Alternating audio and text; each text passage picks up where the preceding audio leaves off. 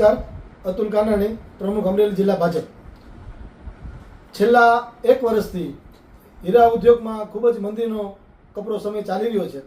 એવામાં રત્ન કલાકાર ભાઈઓ ખૂબ જ મુશ્કેલીનો સામનો કરી રહ્યા છે। આવી સ્થિતિમાં રત્ન કલાકાર ભાઈઓને કોઈ આર્થિક સહાય મળે, આર્થિક પેકેજ મળે અથવા એમના ધંધાને લગતું એક કોઈ નિગમ સરકાર બનાવે એવી માગણી મેં આદરણીય મુખ્યમંત્રી શ્રી ભૂપેન્દ્રભાઈ પટેલ સાહેબને કરી છે।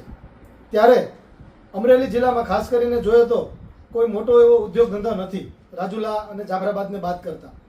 અન્ય તાલુકામાં માત્ર વ્યવસાય લક્ષી જોઈએ તો હીરા ઉદ્યોગ ખૂબ જ મોટા પ્રમાણમાં કારીગરો, યુવાનો કામ કરી રહ્યા છે।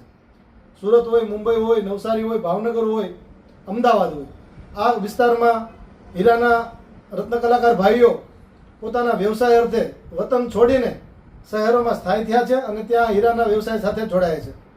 પરંતુ છેલ્લા 1 વર્ષથી રશિયા અને યુક્રેનના યુદ્ધ થવાના કારણે હીરા ઉદ્યોગમાં ખૂબ મોટા પ્રમાણમાં મંદી ચાલી રહી છે। આવી સ્થિતિમાં હીરા ઉદ્યોગના આ રત્ન કલાકાર ભાઈઓ માટે મેં સરકારશ્રીમાં એક રજૂઆત કરી છે, એમનું ધ્યાન દોર્યું છે કે રત્ન કલાકાર ભાઈઓને આગામી દિવસોમાં એક રત્ન કલાકાર વિકાસ બોર્ડ અને રત્ન કલાકાર માટે આર્થિક પેકેજની જો જાહેરાત કરવામાં આવે તો હાલની સ્થિતિમાં આ હીરા કારીગર ભાઈઓને ખૂબ જ મદદ મળી શકે એવી સ્થિતિ છે।